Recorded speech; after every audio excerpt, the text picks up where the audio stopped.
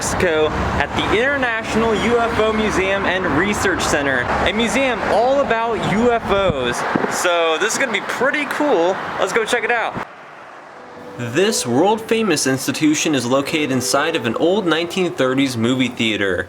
People come from far and wide on this planet to visit this museum and learn about what happened near Roswell in July of 1947. While I will just be going through the exhibits, this place does have a large library on ufology, containing just about all the literature and information written about aliens and related subjects. This is probably the most visited museum in New Mexico. They get about 200,000 visitors a year, which is impressive because Roswell is pretty much in the middle of nowhere. Inside they do have some COVID-19 precautions.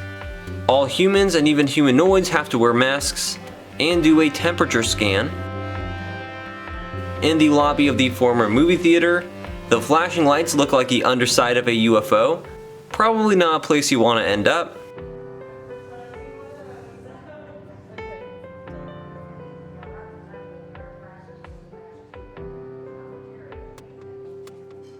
Here's a gray alien standing alongside the American flag. This case contains some alien-related artwork. And this tableau features the UFO crash in the desert, and a couple of aliens chilling out here among the mesas with nowhere to go. Visitors can even pose with the aliens.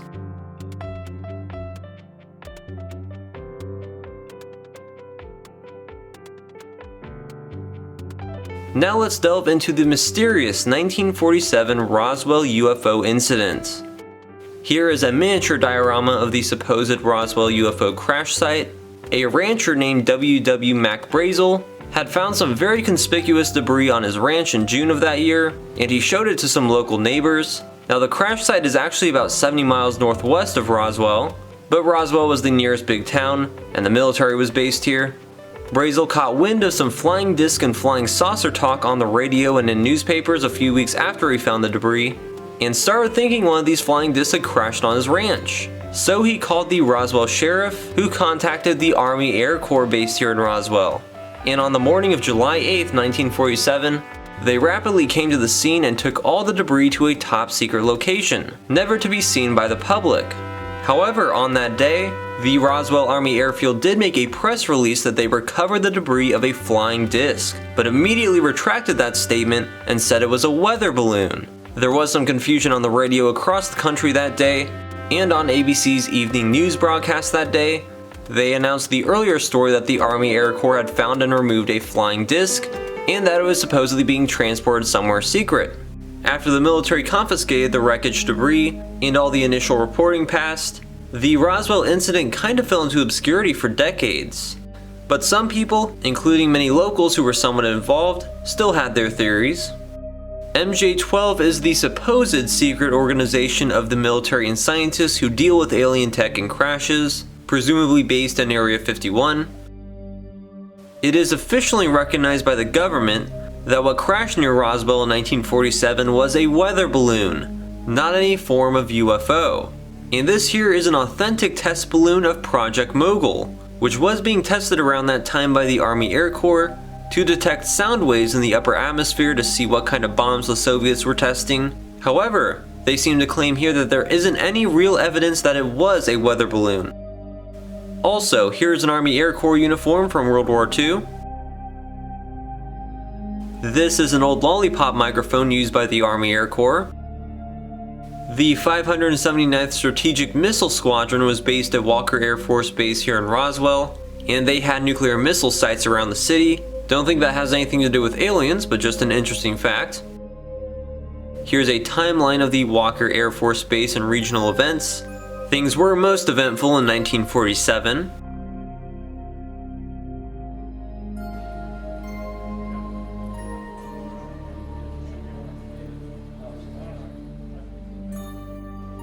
Take a look at this. In the center of the museum, there is a tableau featuring some gray aliens walking on the New Mexico desert floor with a giant UFO behind them.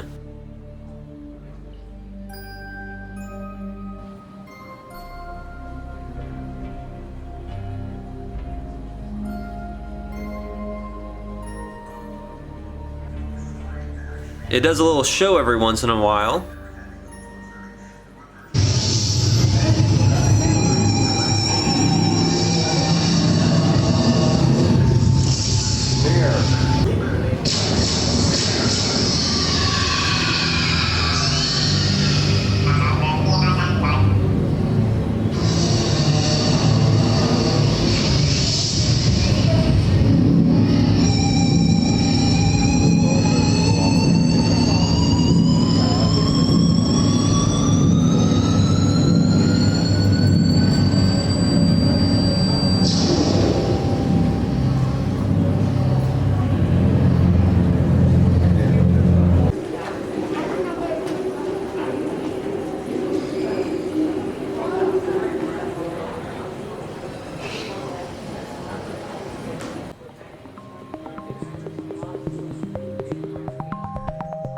Oh man, this place is so awesome. Here's an early Air Force uniform. So the Roswell incident only became popular again in the 1970s. There was a popular TV show called Roswell. The story and phenomena of Roswell has remained omnipresent ever since. The town has embraced the alien and UFO culture. Here are some artifacts from archaeological digs of the 1947 crash location. Apparently no extraterrestrial objects have been found. Perhaps the military was very thorough in their cleanup. But here are some human relics they found.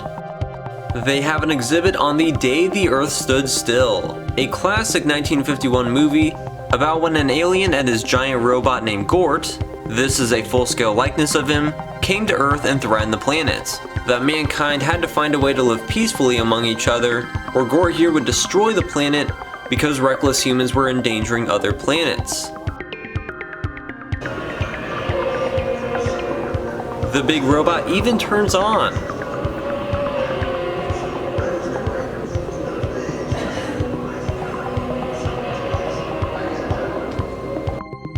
Here is a horse with various newspapers from July 1947 painted on it. That's kind of random.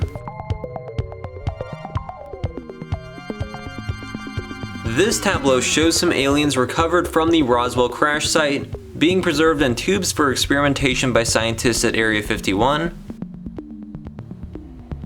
This section is actually kind of creepy.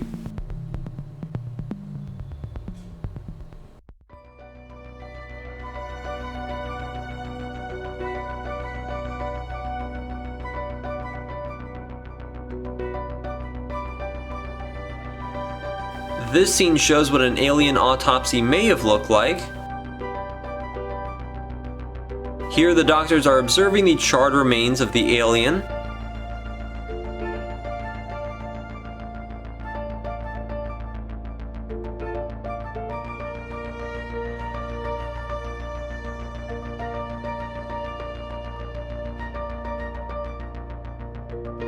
Looks like this man in black has some metallic pieces of the UFO from the crash site. This is an impressive wooden replica of the Palenque astronaut, which is a very intricate inscription on the tomb lid of King Pacal from one of the Mayan temples at Palenque made around 400 AD, which is known for possibly featuring some extraterrestrials on it. Like that symbol in the center there, is recognized to be something not of this world. Here are some sculptures based on the Mayan Bonampak frescoes. I don't think there's any potential ancient extraterrestrial confirmation on them, they're just cool. And here are some definitely farcical ancient looking friezes featuring modern conceptions of aliens. These are pretty comical though.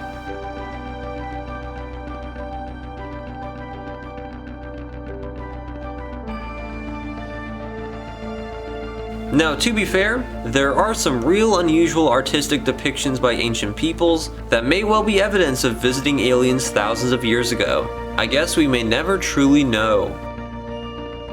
Here's a placard about the Betty and Barney Hill incident. They claim that they were abducted by aliens in 1961 and had some pretty realistic and eerie stories about their experience. This display is about the Travis Walton UFO incident. When in 1975 Travis Walton went missing, and reappeared days later, claiming that he was abducted by a flying saucer.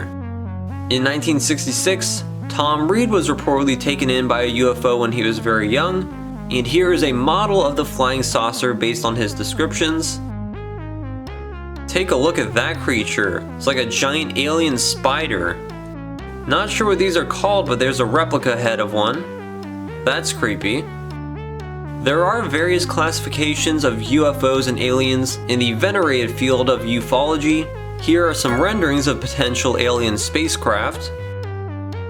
Close encounters of the first kind occur when one may merely spot a UFO that leaves behind no trace. Close encounters of the second kind occur when the UFO does leave some trace, and those of the third kind is when one actually makes contact with the aliens themselves. They do have plenty of eyewitness accounts displayed here at the museum.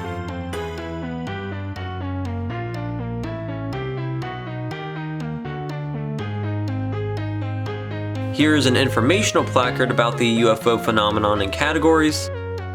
Here is some supposed photographic evidence of close encounters of the second kind, when flying saucers leave marks on the ground where they landed, or burnt off tree branches upon takeoff. And here is some evidence for close encounters of the third kind, like the famous case of the Hopkinsville, Kentucky Little Green Men encounter. In this miniature diorama, you can see some Nazis either building a UFO or repurposing alien tech for the war. That's a scary thought. Here is a Nazi Foo Fighter replica. During the war, some claim they saw UFOs. They called them Foo Fighters at the time, and some assume that these were secret weapons being used by the Nazis as shown here. This is about the nocturnal lights, which may suggest UFO movement. So you're still not convinced that UFOs are real? Well, here they show some rather important and well-informed people who apparently did believe in them, including several presidents. Harry Truman said in a 1950 White House press conference that I can assure you that flying saucers, given that they exist, are not constructed by any power on Earth. JFK, who has also become an epicenter for conspiratorial thought, wrote to James Webb about a possible joint program with the Soviets about researching outer space, including potential other life forms. Jimmy Carter famously stated that he believes in UFOs and that he's seen one himself. Gerald Ford once recommended a congressional committee to investigate UFOs for some reason, and Ronald Reagan talked about facing an alien invasion during an address to the United Nations. Here is some NASA and astronaut memorabilia. There are commemorative medallions of Generals Eisenhower and MacArthur, and an America's First Space Decade commemorative set. Apollo 14 astronaut Edgar Mitchell attended elementary school here in Roswell, and they say that it may have been confirmed to him by Pentagon officials that a flying saucer crashed in Roswell. There's an aeronautical chart of New Mexico. There's a lot of restricted airspace down here in southern New Mexico. The museum also has lots of fun alien artwork, some good artistic depictions of UFOs and aliens. There's a flying saucer hovering over Jackson Square in New Orleans.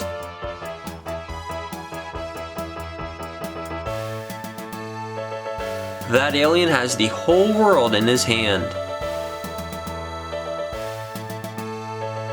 Aliens can also be humorous. Actually, the whole concept can be pretty funny. But here's some cartoons with aliens. They also have a display case with cutouts of Star Wars characters. There is a pretty large collection of Star Wars toys here. Doesn't look like anything too old, but I probably had a couple of these when I was a little kid.